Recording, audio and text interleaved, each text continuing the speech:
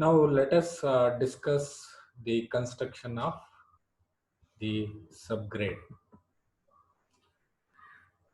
This picture shows the different layers of the typical flexible pavement of a major highways. So you can see here, this portion is embankment, and about 500 mm from here downwards is the subgrade, and this is the granular subbase layer, and this is the base layer. The generally used base layer is wet mix macadam in our country. So above this base layer, wet mix macadam, we get the bituminous layers, bituminous binder layers, and the surface layers.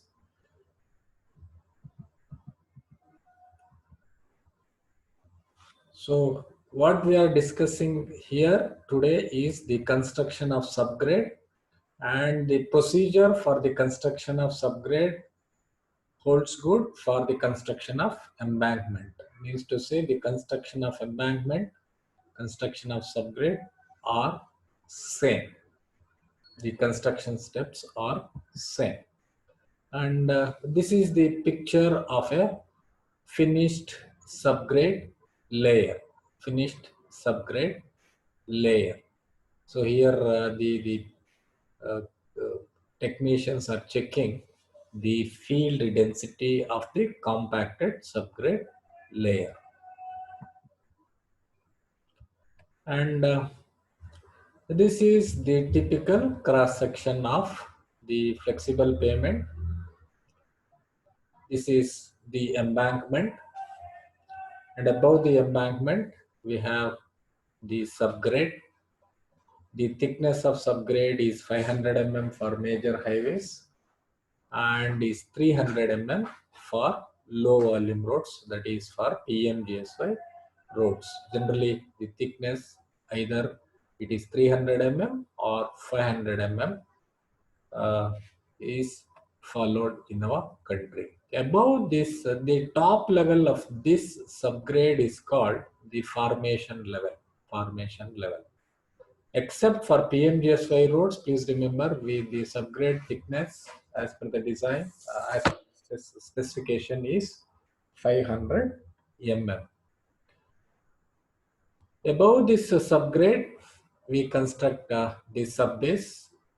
You know the reason why we construct subbase. There are two functions. So this is a load bearing layer as well as a drainage layer.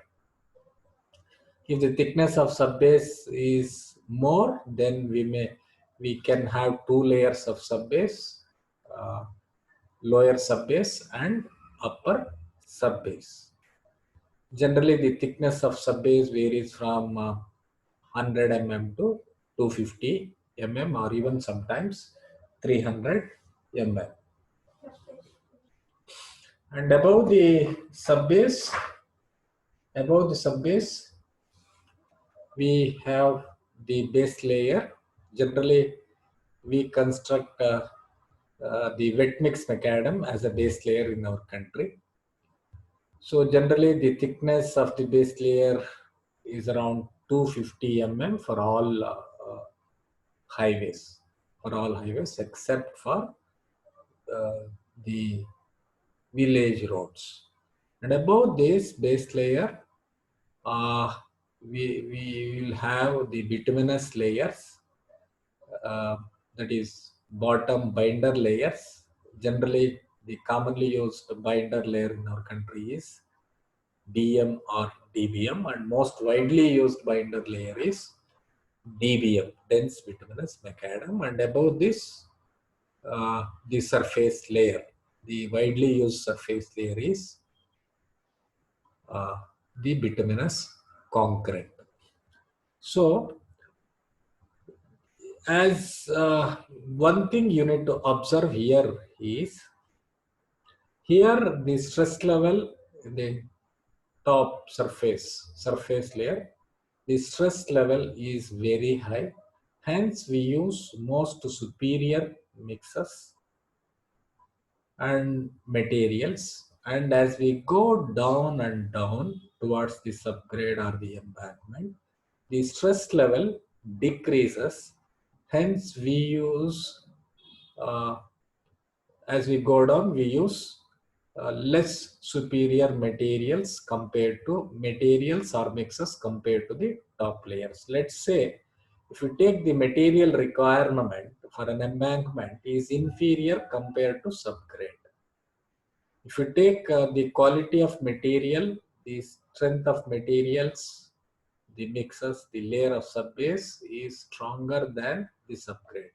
If you take the strength of this base layer, it is stronger than subbase. If you take DBM, it is stronger than base, and so on. So depending upon the layer which we are constructing, appropriate materials are made use in the construction of flexible pavement. Now let us look at the construction of subgrade, the material requirements. As I said, the material requirements, whatever is recommended, specified for the subgrade, also holds good for the shoulders, the backfills. The commonly used materials for the subgrade or any of this material can be used for subgrade, the soil, muram, gravel or mixture of these materials. The liquid limit of the material, the soil used should be smaller than 50. The plasticity index of this material used for the subgrade should be smaller than 25. This is not greater than, this is smaller than. This symbol supposed to be lesser than. So PI should be lesser than 25. Liquid limit should be lesser than 50. So organic soils, of course, naturally they are not suitable for use in the subgrade because of their uh, inferior quality for use in construction. In this table, you see the density requirements of the materials used for embankment of the subgrade. So this is not the density requirement of the layer. This is the material requirement. Mean to say, any material, the soil that you use in embankment or subgrade should yield the densities mentioned in this table. Let's say embankment up to 3 meters height not subjected to extensive flooding. In this situation, you can use any soil, but their density, material density, if you check in the laboratory, that density not to be less than 15.2 kilonewton per cubic meter. And for the embankments exceeding 3 meters height or embankments of any height subjected to long periods of inundation, if you are constructing embankments under these conditions, the soil that you use should yield a density of not less than 16 kilonewton per cubic meter. For any subgrade and earthen shoulders, verges, the soil should yield density not less than 17.5 kilonewton per cubic meter. Please remember, this is material requirement. Then comes the compaction requirements for the embankment and subgrade layer. That is field density. What is the field density we should achieve in the after laying, spreading in the site? So for subgrade and earthen shoulders, we should achieve not less than 97% of relative compaction, which is the percentage of maximum laboratory density. So that means to say, let's say the material before using in the construction, we check in the laboratory and there we find the maximum dry density. And after spreading in the field, we roll, we compact using the rollers. And after the compaction is over, if you check the density, field density, and that value, that field density value should be of minimum of 97% to that of laboratory density, what we have achieved in the laboratory. So please remember, this is minimum. More than this is desirable. If you can achieve 99%, it's fine. So what the specification says is the minimum density to be achieved in the field is 97%. For embankment, it is not less than 95%.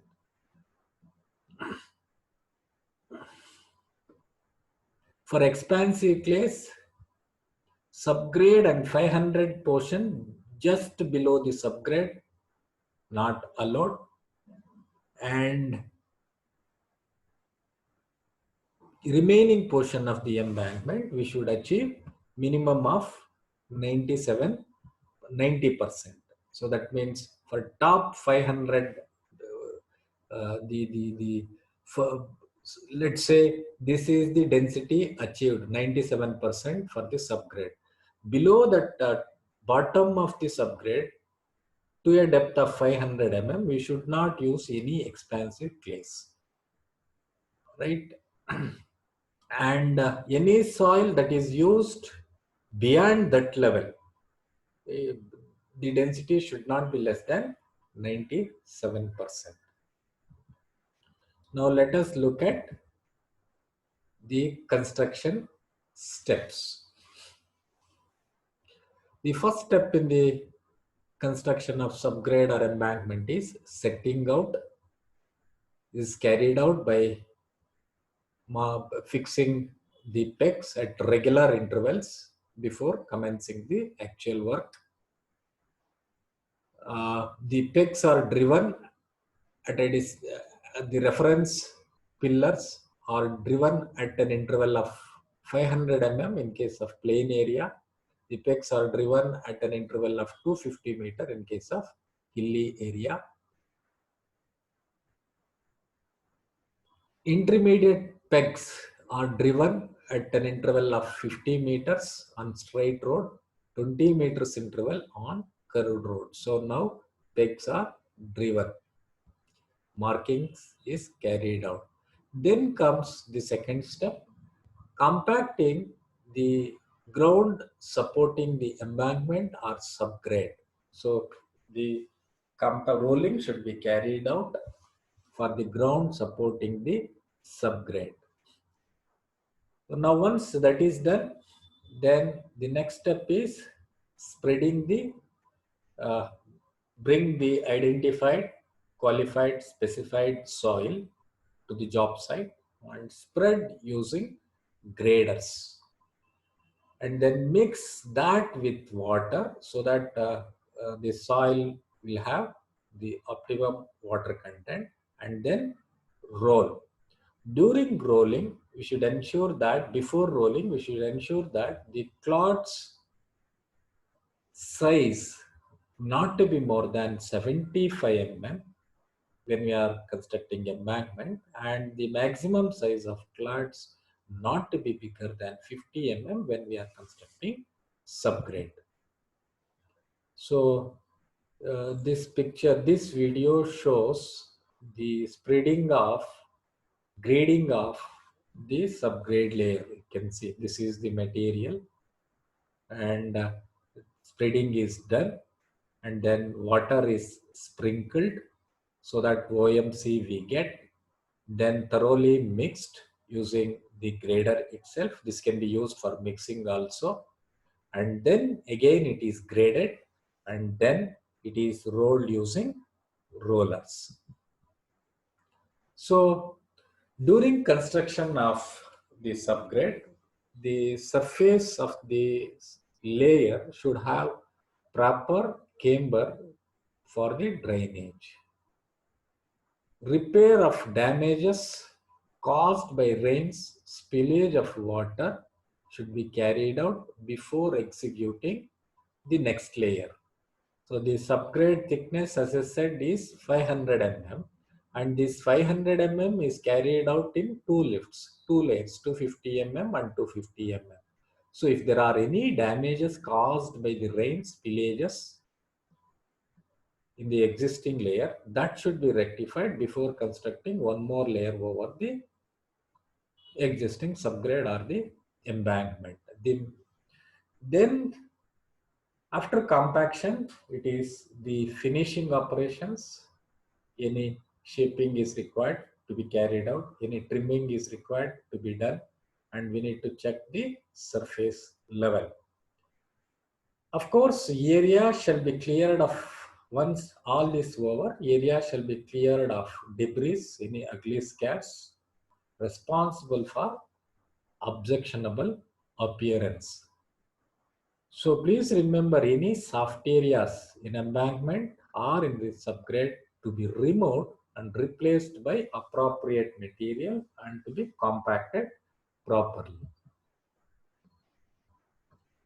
So that's about the construction steps for the subgrade or the embankment. Here are some special conditions for the construction of this earthen layer, subgrade or embankment, under special condition. Condition number one, special situation, or condition number one, earthwork for widening the existing road embankment. Let's see, in this figure you can see this is the old road, old carriageway. Now we are widening this road. Maybe traffic is increased or you are widening it.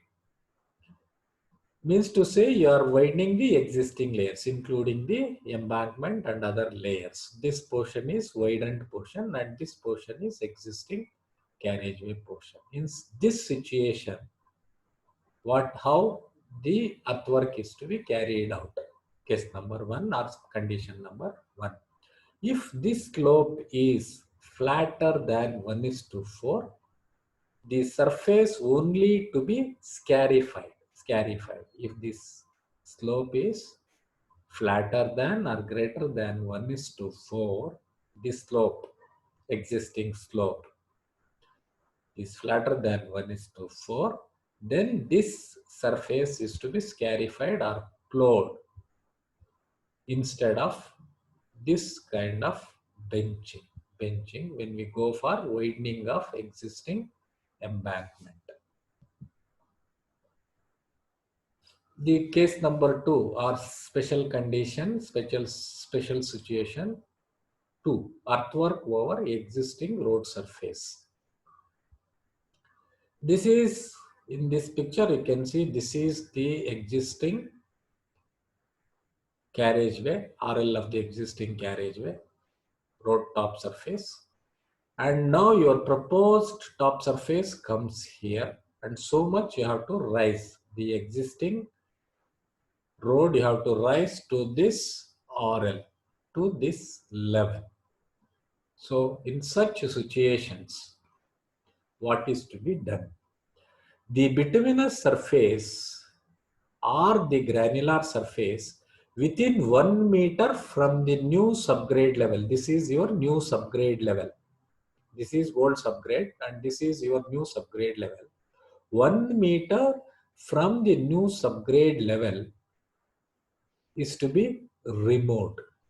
Any granular layer within 1 meter from here or bituminous layer is to be removed.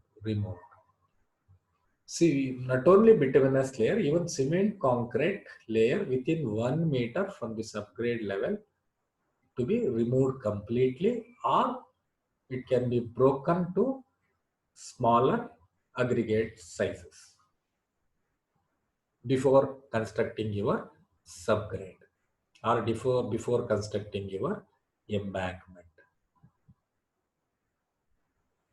So embankment and subgrade around structure. How to construct the embankment or the subgrade around concrete structures like culvert, bridge, such.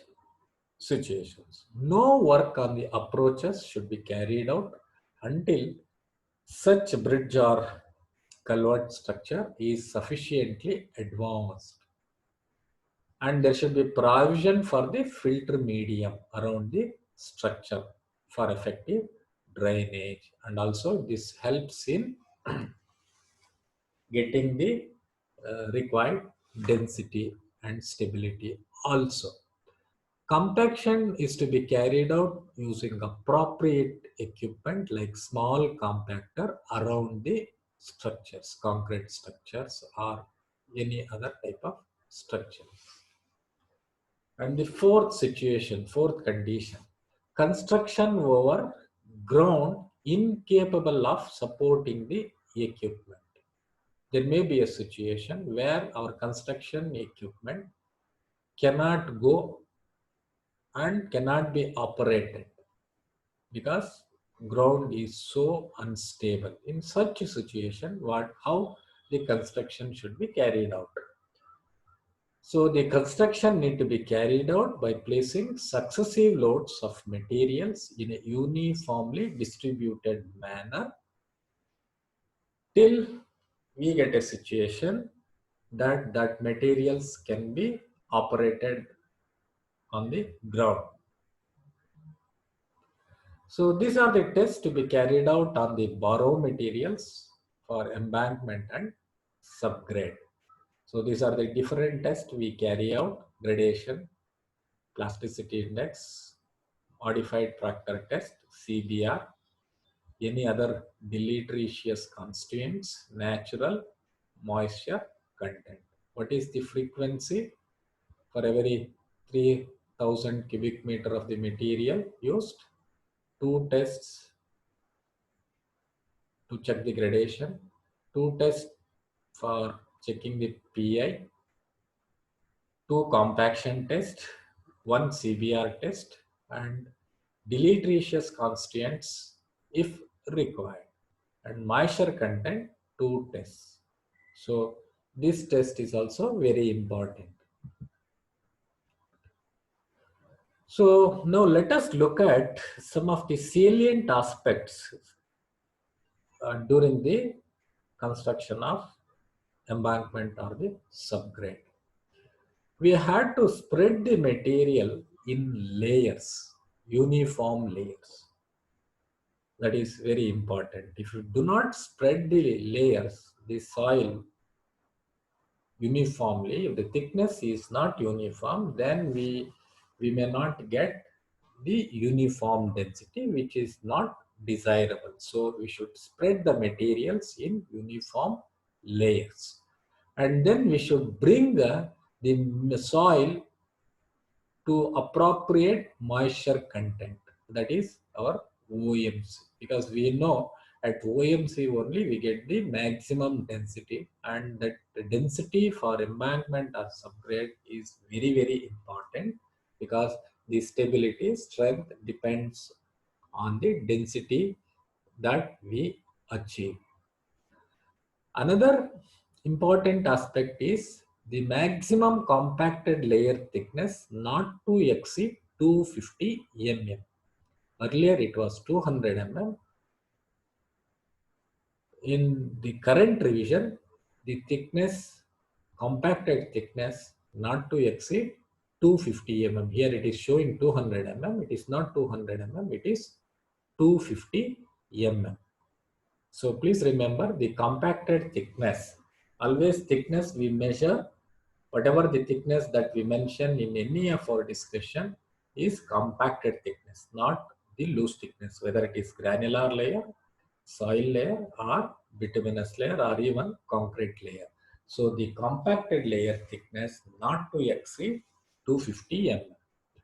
And the variation in the optimum moisture content can be -2% to +1%. So only so much variation is allowed as per the specification. Means to say the moisture content plays a vital role, an important role in achieving the required density or good density. Expansive soils are to be compacted at OMC or on the wet side of optimum water content. Here is the figure shows the relationship between the moisture content and the dry density. Of course, we know the trend. As moisture content increases, density increases. If moisture content increases further, density decreases. And also you can see the variation with respect to these two, density and moisture content with respect to CBR. So you can see more is the density, more is the CBR. That is the reason we tell to achieve the highest density possible for all the soil layers, whether it is embankment or the subgrade, so that higher strength is achieved. So to summarize the salient aspects during the construction of soil layers, layer thickness should be uniform, maximum thickness not to exceed 250 mm, water content if it is less, then you need to put more compaction effort, higher vibrations, more number of passes is required if the moisture content is on the lower side of the OMC. So as I said, whatever the specification says, 97% for subgrade, 95% for embankment, that is only the minimum requirement. But during construction, we should always target higher density as far as possible. We can even achieve 100% density. So we should always target higher density because that sustains higher strains, and higher is the density, higher is the CBR. If you remember, the flexible pavement layer thickness depends on two important parameters. One is traffic and other one is the subgrade CBR. So more is the density, more will be the CBR, right? So this also helps in decreasing the top layer thickness. And whenever we are compacting soil layer, frequency need to be low, amplitude need to be high. When you operate vibratory roller. So don't compact already compacted layer in the name of preparing the subgrade for the next layer. Already you have compacted, and then let's assume that you are going for next layer or next layer of subgrade or subbase. So what we do generally, we compact, bring the roller and put vibration on already compacted layer. Let us not do such things. You can sprinkle water and give some static passes, but don't put vibratory passes on already compacted layer. So these things we have to remember. These are very important during the construction of soil layers. So these are the forces of the compaction. We know that the static compaction, needing compaction generate lower forces, and impact and vibratory compaction generate higher forces. And we use all these kind of forces for compacting our road layers. So these rollers we discuss separately in the equipment.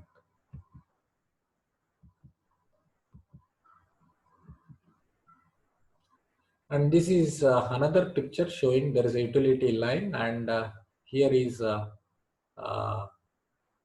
the settlement due to improper compaction or poor quality construction. So you cannot use big rollers around these utility lines, that may damage. So in these situations, we have to use appropriate compactors, light compactors, maybe an impact rammer, maybe walk behind roller, what we call handled rollers.